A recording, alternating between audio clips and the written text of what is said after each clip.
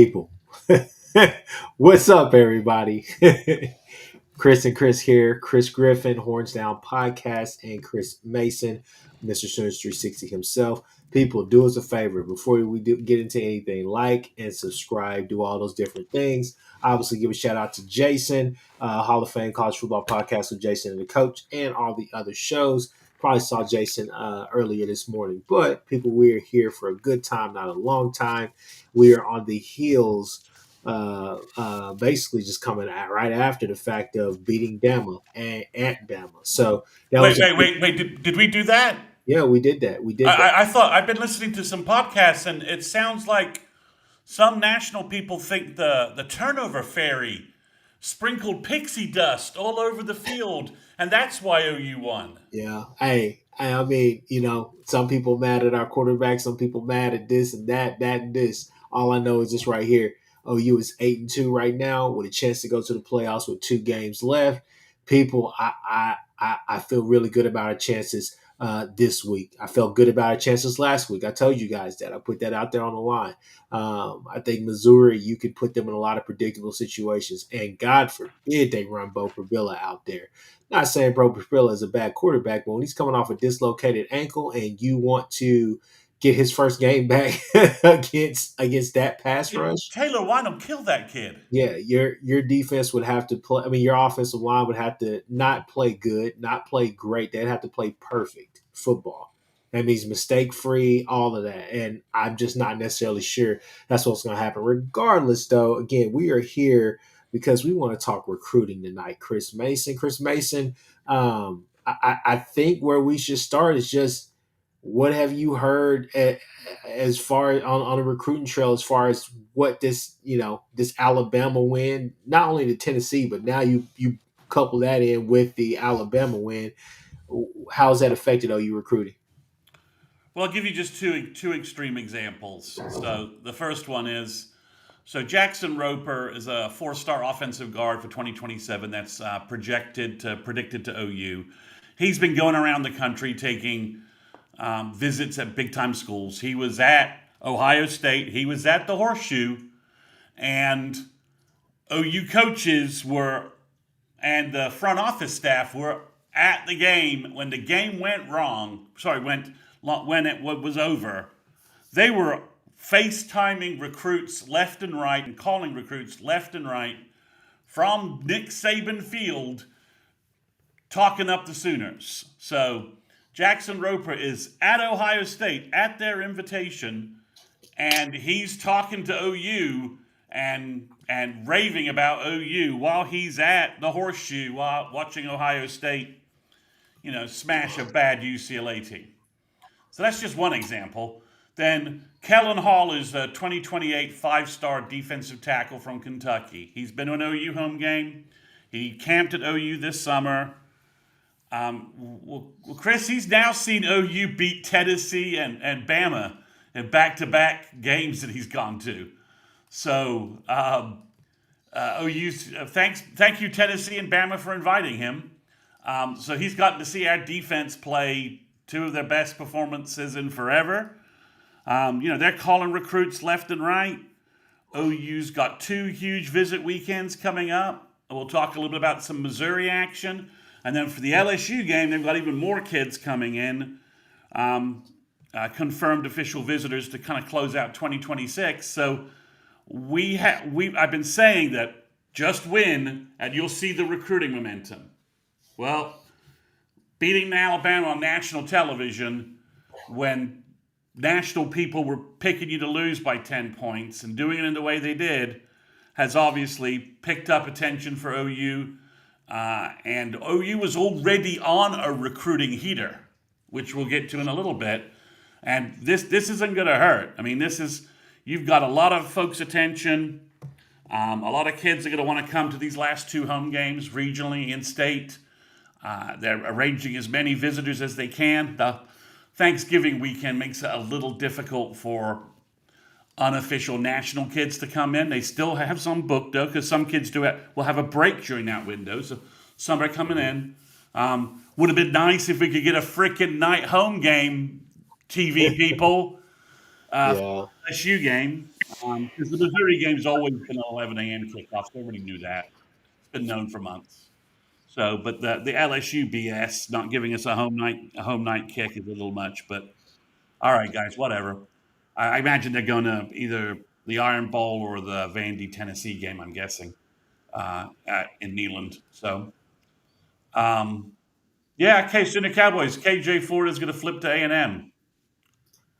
I'm sure he's a really good kid, and I'm sure he could have a really good career. But who cares? OU's not recruiting him. They haven't bothered to recruit him. They haven't bothered to engage with the kid and try and bring him in. So, from that perspective, so that's just what it is. So, but yeah, it's Chris. We're gonna see as long as OU takes care of business, the momentum is just like it's like a snowball or it's a steamroller, right? Just keeps building momentum. We just took huge steps forward, 2 huge steps forward again, and maybe 3 steps forward in Tuscaloosa.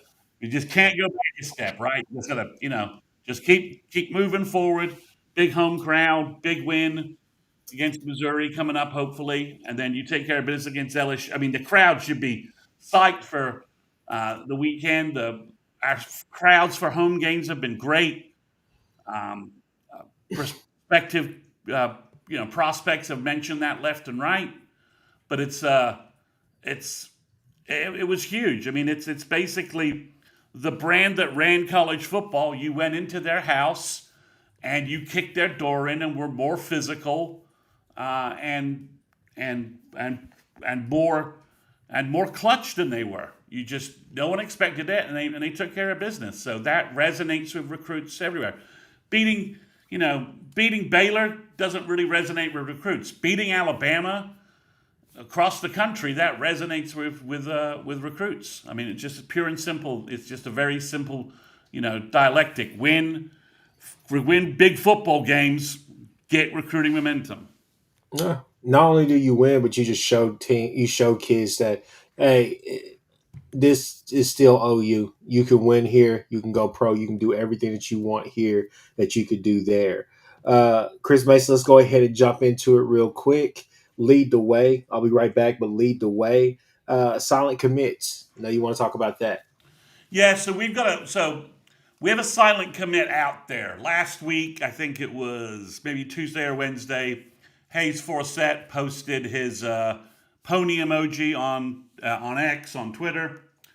And then we got a boomer from Jim Nagy. So there's a commitment out there. So it's not 2026 because those guys are getting teed up for their official visits.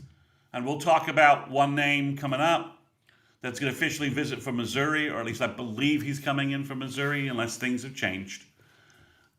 So this is a 2027 kid. And I'm not going to ruin anybody's moment here, but I got 3 names for you, and all 3 names should excite you. So the first name, who it could be Taven Epps. He's predicted to OU by a number of big-time recruiting analysts, including Greg Biggins, who is the best guy on the West Coast, has been for the last 20 years. And you've heard me talk about Taven Epps on this show and on my Wednesday podcast. He's 6'4", 6'5", 220. Is high-end comp with his ability to rush the passer and disrupt the passing game, and by dropping back in coverage, the high-end comp would be someone like Mekhi Parsons, the Dallas Green Bay linebacker. That's Micah Parsons. Yeah, there you go. That's the high ceiling. But he's from Tustin, California. He dumped. Yeah, Jimmy, I've heard him say that too. But kids aren't always kids. Sometimes kids are the silent commit and will tell you they're not the silent commit. Because if they weren't, they would just say, "Yeah, I that's me." So maybe it's not Taven Epps, but he's one of the guys that it could be. Again, he's an outside linebacker, defensive end. You could use him a number of ways. It would be like, it's like giving Batman extra toys on his utility belt if you gave this to Brent Venables with the way he schemes and plays defense. That's what this kid would be. So if it's not him, it could be Michael. I hope I'm saying that right. Michael Davis from Arizona, cornerback, nickelback, 6 foot 175, and I'll throw this out here: the high end comp that I see when I watch his junior mid-year film is we're wallowing in vaunted, hallowed territory here. He looks like Derek Strait to me. He's just that good in coverage, that good in run support. He tackles so well, and he just makes play after play after play. I wasn't sure that I wanted OU to get this kid because OU's cornerback recruiting is going crazy right now. There are literally 6 cornerbacks they lead on the Rivals RPM system. Two of them are younger brothers of guys either on the roster or going to be on the roster. And then you've got a couple of guys. The third guy who it could be, the commitment could be, I'll get to him next, is another cornerback, Juju Johnson from Long Beach Poly. He's supposed to be at the LSU game. There are lots of rumors flowing around that OU leads on him. He's an elite-looking kid. So basically, I've given you 2 top 100 defenders who it could be, and then another guy who I feel like he's like a top 300 guy right now. I think he belongs in the top 100 based upon his junior film. But so we got 3 guys it could be, Chris, and all 3 of them I think OU leads on, and I think all 3 of them will end up in OU's class at some point, and they're all 4-star, elite-looking defenders. Interesting. Who would you be excited about the most if we can land one of those 3 kids? Probably the Epps kid, just because stealing him from Texas and then watching him terrorize Texas for 4 years would be pretty damn sweet. Yeah. That just that extra bit of FU Texas element to it. It is the Horns Down podcast, so I figured you would appreciate that. Oh, I definitely appreciate that. That is singing sweet nothings to my soul right now. Let's move on. New predictions to OU. That's the next topic. Yeah, so Taven Epps, Michael Davis. Okay, we lost Chris Mason. What is going on? There he is right there. All right, let me see if I can get rid of that. All right. You're good. Beside Mickens, the Harrisburg, Pennsylvania running back, top 200 guy, running back, really good. I love his film. I'm having a hard time coming up with a Sooner comp because he doesn't quite fit the guys we've had lately. Looks like he's leaning to OU. We just need to get him on campus for the LSU game. And I think he will commit to OU shortly after that and sign shortly after that on December 3rd. And always need running back depth. This year proved it again. It always happens. That's the kid from Penn State, right? Yeah, the kid should decommit from Penn State. Yeah, I don't think he's going to follow Franklin to Vatek, and Penn State doesn't seem to be making any progress on a hire. Mm-hmm. No, I think right now all eyes is on the SEC. All eyes are on Kiffin. Excuse me. That's all eyes are on what does Kiffin do, because that could shake up things. Yeah. Go ahead. So those are the predictions right now to OU. Jackson Roper is an old prediction to OU, and Crew Jones is another old prediction to OU. Crystal ball. So, Chris, we have 6 commits for 2027, and we have 5 guys projected to OU as well. So OU could be at 11 commitments by, I don't know, New Year's Eve. Wouldn't that be grand? You're already walking in there, just waiting to get to. And Crew Jones is a top 100 guy. Jackson Roper's a top 200 guy. Epsby top 100, Juju Johnson top 100, and Michael Davis top 300. But I think he should be ranked higher than that. Yeah. So you'd add two elite defensive front four guys, and then you'd add three elite looking secondary pieces. So, and another offensive lineman, giving you four offensive linemen already for the class, two interior, two tackles. So that's where we could be. For 2026, the big news is it's 2027 for Missouri. Let's get these guys out of the way, not in a kind of an annoying sense, but just a sense. So, Chris, we have two quarterbacks visiting this weekend. We have 2027 kids. OU has no active 2027 offers out there. And we've got two kids coming in. The first is Dane Weber from California. I've talked about him on this Q&A before. About 6'1", 6'2", 210 pounds. His most recent game in the California playoffs, he went 24 of 31 for 360 yards and 5 touchdowns. And then he had 10 rushes for 106 yards and an additional 3 touchdowns. So either played a really crappy team or the kid's kind of balling. Mm-hmm. The other name that just got announced, this has been previously a name that was only sort of on Sooner Scoop. Now it's gone public on Twitter/X, is Jamison Roberts from Alabama. He's a bigger kid. He's like maybe 6'3", 6'4", 210 pounds. Really mobile. His stats so far this year are he has 2,500 passing yards, 28 TDs, rushing yards 541 for 17 TDs, and completion percentage of 75%.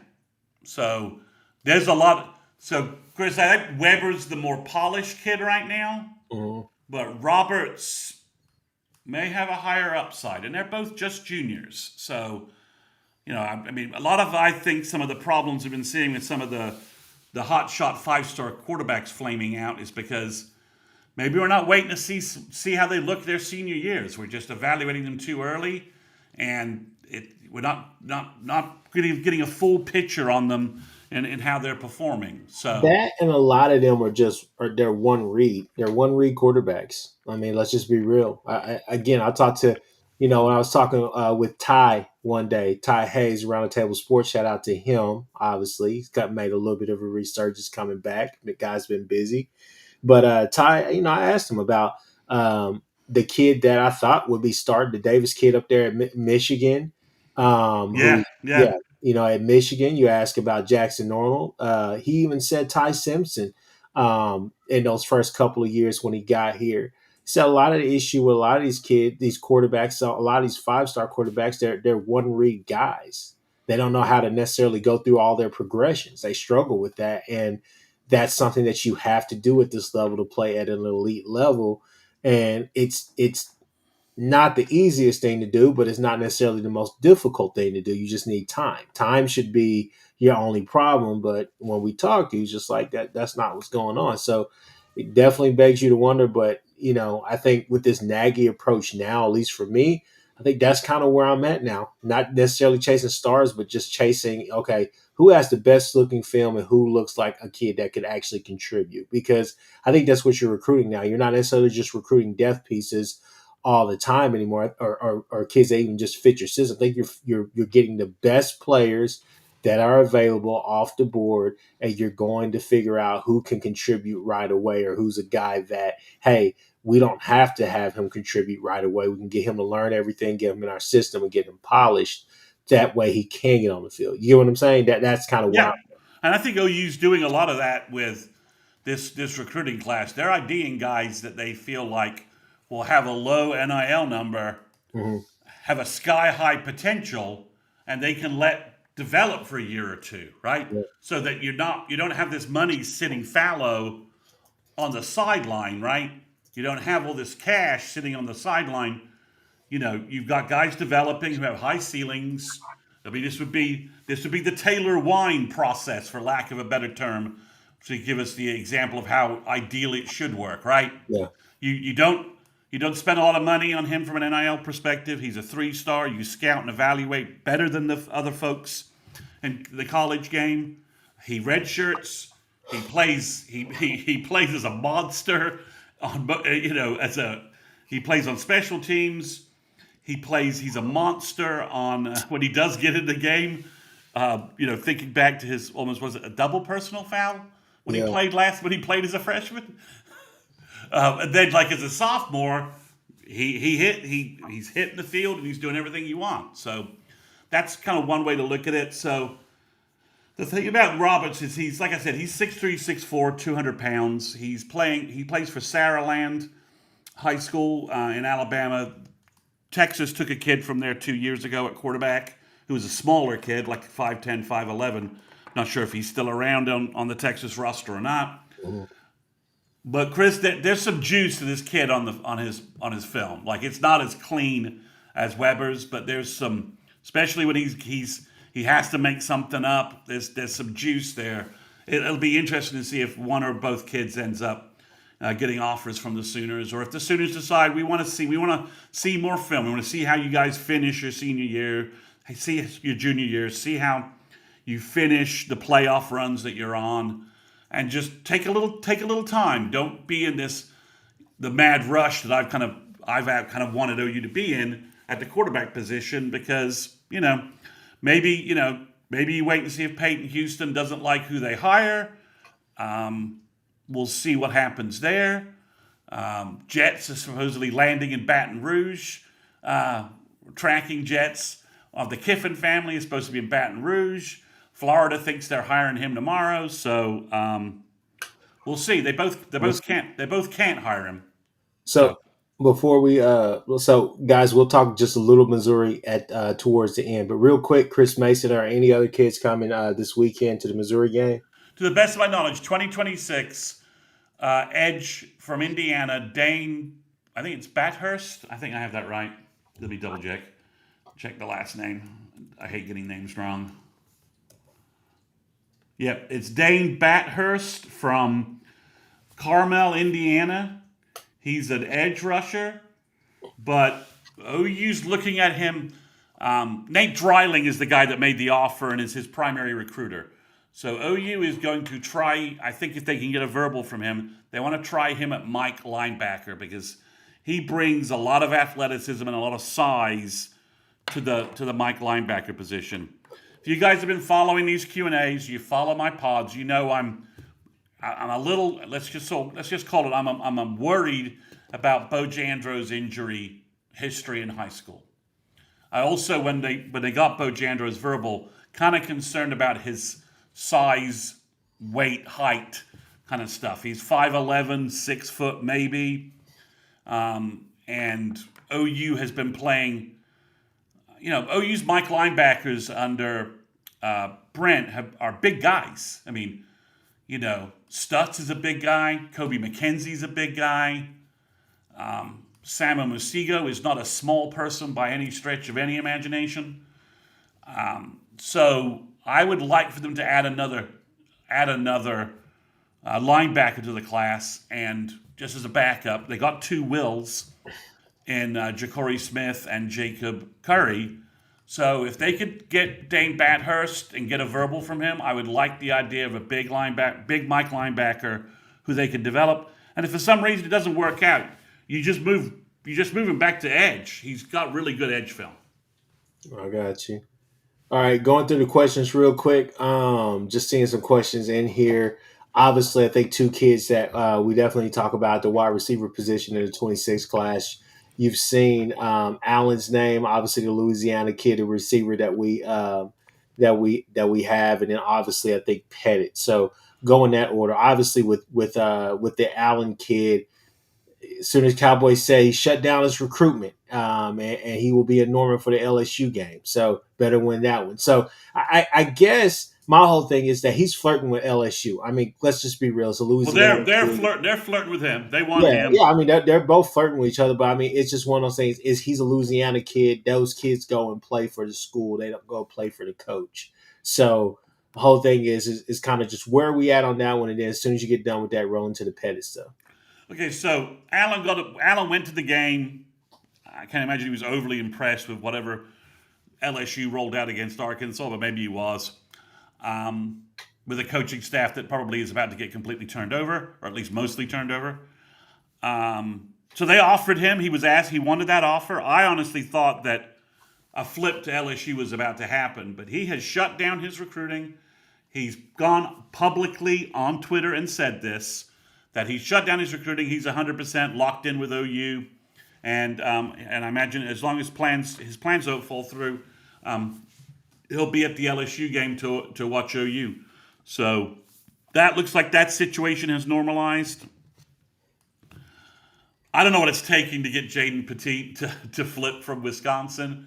Wisconsin's obviously playing a little better defensively now that Fickell has gotten the vote of confidence, the dreaded vote of confidence from his AD. We're not going to fire him.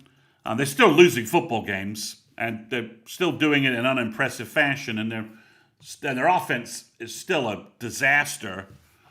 So OU's still pushing that, still pushing to flip him. I think it might take kind of like a signing day eve, kind of one last big shove to just get him to flip, sign with OU, and I think it's obvious he's having a hard time telling Wisconsin no, either because of the bag or the relationships he has with the coaches. But really,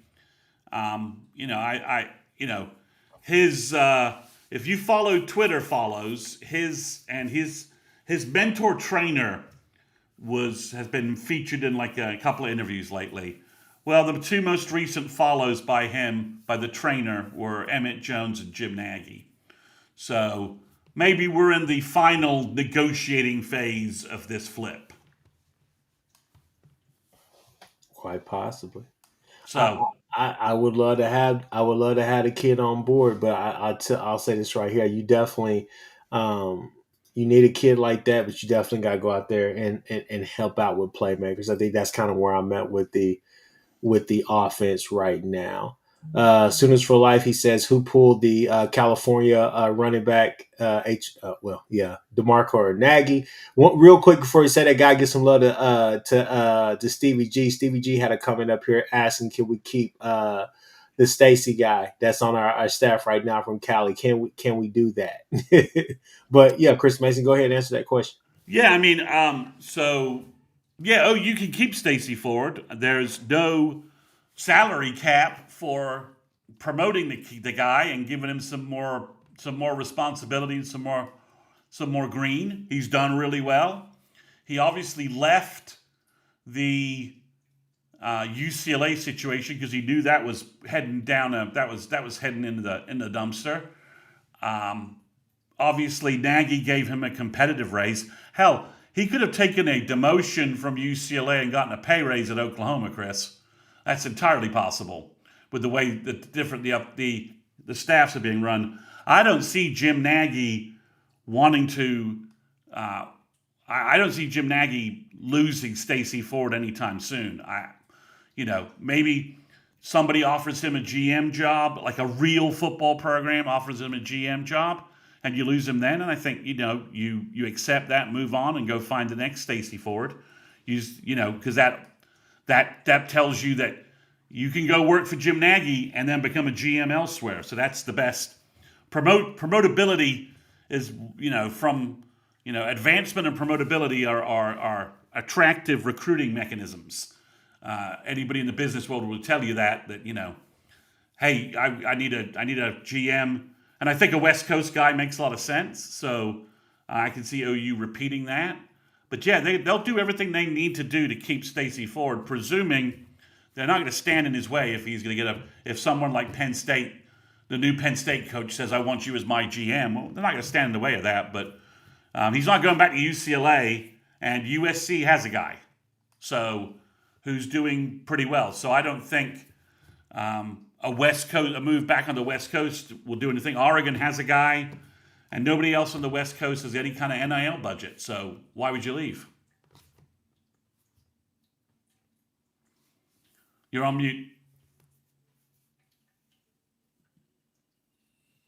You're still on mute.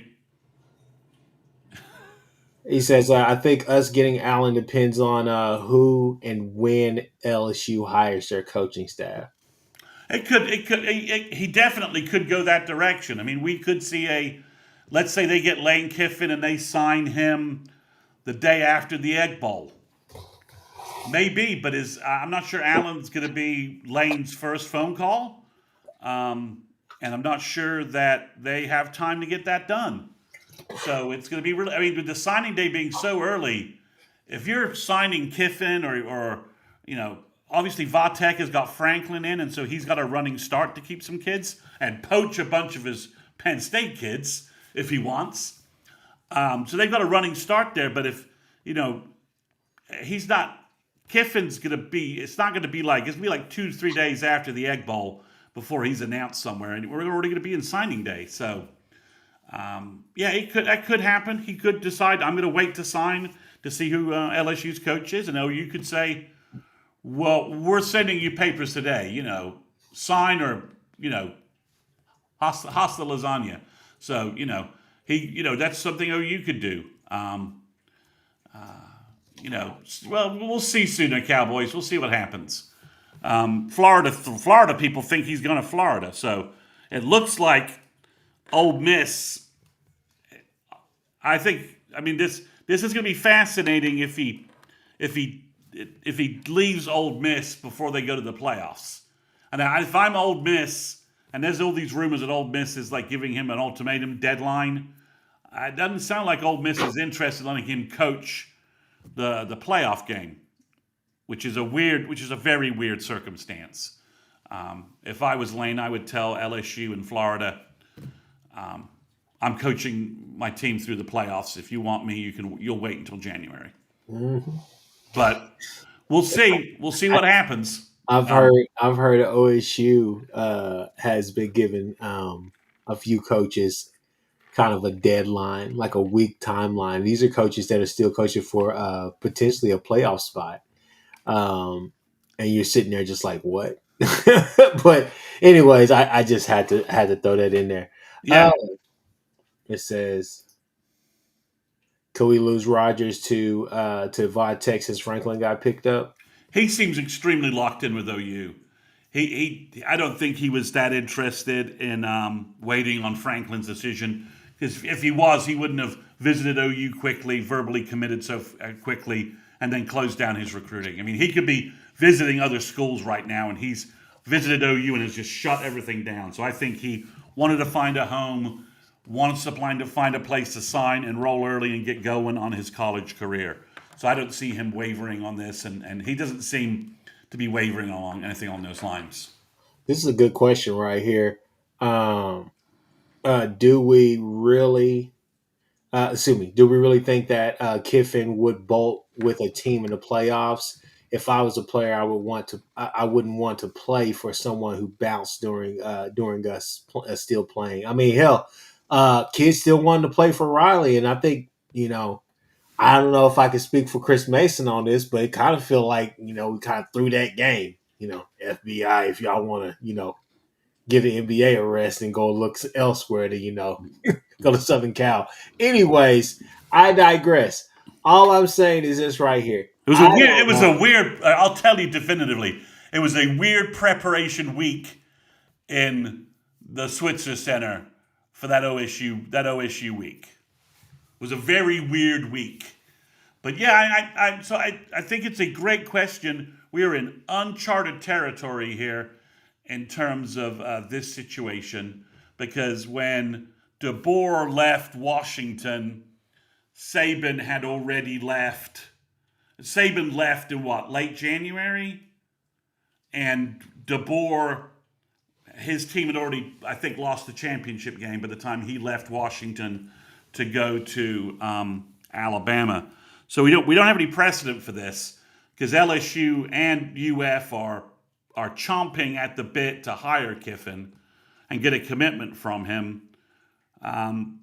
The only thing that looks vaguely similar to this, and this is a bad example, I'm not even sure I can get the names right. Michigan fired their basketball coach who said he was leaving to go somewhere else. Bill Frieder, I think was his name. And the assistant coach took over for him and like led Michigan deep into the NCAA playoffs because the AD at the time, who was Bo Schembechler, who was a kind of a jackass AD, said, "I want a Michigan man coaching Michigan in the playoffs." So I don't know what you would do. I don't know if there's someone to. I don't even know who the assistant is under Kiffin that has the gravitas to coach that team in the playoffs. So I think if you're Ole Miss, I think emotionally you want to say tell Kiffin to, don't let the door hit you on the way out. But logistically, do you let him coach Ole Miss? Ole Miss is barreling towards a home game in the playoffs in the first round of the playoffs. Do you let Kiffin go? Do you let? Chris Mason, let's back up just a little bit. I mean, you got to answer the question first before you go down that route. Like, I mean, do you even believe Kiffin is gone? Yes, I do. You believe he's gone? What do you Yeah, I think? believe him. I don't know where he's going, but I think he's gone. I think his agent is probably playing the two schools off each other, looking for the best deal. I mean, that's what agents do. But I think he's had every chance to sign an extension at Ole Miss and say he's not going anywhere, and has not done that. So why are you not doing that? If you're staying, do that. Enhance your recruiting, enhance your NIL, get the commitments you need from Ole Miss, get the money you need from Ole Miss, and move on. So the fact he's not doing any of that and he's letting this situation fester and increase, and there's leaked ultimatums and BS like that. His family's in Baton Rouge looking at property apparently or something. Yeah. Doesn't mean his family doesn't go to Gainesville next week and look at property. I just think if he wanted to shut this down, he could easily do this, and he just hasn't. So I think his agent's working on the best deal. I think he's working on the best deal from that perspective, and maybe he's using that to get a bigger payday out of Ole Miss. That's what agents do. So, but if you ask me, my read on the situation, yeah, I think he's leaving them. Topher B says Florida would be a better fit for Lane in his opinion. So I think Kiffin is gone too. $14.79 million reason why. So why Florida? Yeah, man. I mean, it's just he fits the culture either way of those places, because I think Florida is begging for a coach to come in there and kind of get their swagger back, that Spurrier type of swagger. And I think, for better or for worse, even with Coach O brought back something that LSU hadn't had in a while, which was just that swagger of like, we know we're good, we're just one coach away. Obviously, they put a hell of a staff around him, but at the same time, just the players they got that season being so historic, national championship, all the rest of that and the third, that I mean, it's I just think Kiffin fits both modes. Um, if you go to, I'll be honest with you, the Brian Kelly thing does not bother me if I'm trying to go there to be the head coach. I think what would bother me is like, hey, are you guys able to give me a legit 2 to 3 years to get this thing back the way it needs to be? Because let's just be real. I think I'm not gonna say Brian Kelly wasn't recruiting. They were recruiting at a pretty high chip, but at the same time, I think Kiffin would probably say there's still some kids here that probably don't need to be here. But every coach can say that coming in, right? But going to Florida, you probably have a better already made type of product, but because I think that Kiffin and Lagway would do magic, would do wonders together, but that's kind of where we're at, right? Yeah, I mean if you can't win at LSU, you're just incompetent as a coach, right? Yeah. I mean, talent just falls into your lap onto campus, and it's probably the third best talent pool in the country, so to speak, right? So, or third or fourth best talent pool in the country, depending upon your viewpoint from where you are, and you can argue about that. So, yeah, I from a recruiting standpoint, yeah, you don't worry about getting the talent into LSU, but you do need to develop it. It's a little bit of a mess right now, as you said. UF has a lot of talent. I think they're losing quite a bit to the draft and elsewhere. But you do have Lagway, and you can maybe convince Dallas Wilson to stay, and the Preston Wilson kid, and you find a running back, and they got good pieces on their defense. So maybe better skilled, maybe better actual prospects on defense than LSU has right now. So yeah, I mean it'll be interesting. If Lane leaves, and one of the reasons why, as an OU fan, you got to pay attention to this a little bit. We're playing Ole Miss 4 years in a row. So anything that disrupts what Ole Miss is relevant to the Sooners. It's true. That's true. Because we got to play them 4 years in a row. If they lose Lane and then bring in someone who they think is going to do a great job and things sort of fall apart, that makes OU's 3 teams from the 3 permanent SEC teams. That changes that perspective completely. Yeah. So it's interesting. And Lane seems to have Brent's number a little bit. I think that's probably the exaggeration to a certain degree, but he certainly beat OU 2 years in a row. Look at this. No, Kyle. I'm sorry, Kyle. I think it would kind of be all or nothing. You would kind of be waiting on to see if Chambliss and Austin Simmons would go with him. Well, Chambliss has no more eligibility. Yeah. Oh, this is last year. Yeah. Oh, yeah. I thought he had one more year. He's done. He's done. Joey Aguilar, done. So both Tennessee and Ole Miss and LSU basically looking for quarterbacks. Yeah.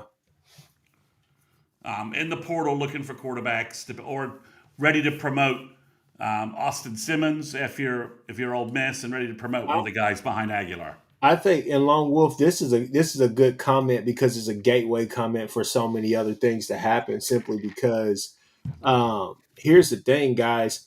One coach leaves a school and goes to the next, and then what? His job is open as well. So you got to. I think I'm really interested in that side of it as well. Because it could be. It's like a bomb. It's like dominoes falling, right? All of a sudden, there's an opening that you didn't anticipate. A good job, like. I don't think he's going to do it, but let's just say Dillingham took the Ole Miss job. Yeah. Okay, well, who's taking Arizona State? Okay, well, let's say they pull the kid from Oregon. They pull Oregon's offensive coordinator. Well, Oregon loses their offensive coordinator during the playoffs. Mm-hmm. Okay, well, how does that impact them? If OU had to play Oregon in Norman or in Autzen, but Oregon is without Will Stein and they've lost their offensive coordinator. How does... You know what I'm saying? That there's some trickle effects that could impact the playoffs greatly, right? Like the UNT guy, Eric Morris, right? I have that right? Yeah. I mean, he's up for a promotion, right? But UNT it looks like they're going to be in the American. They could be in the American Championship game if they just take care of business against, I think it's Temple and somebody else who's not very good. And he could win that game, and then UNT could find themselves in a college football playoff. And is he going to leave UNT to go to OSU to get to OSU early? I would tell OSU, if you want me, wait. Golish, I think they just dropped that Navy game, right? Yeah. So I think Golish is free, but all these things have like recruiting influences, right? If big names are leaving.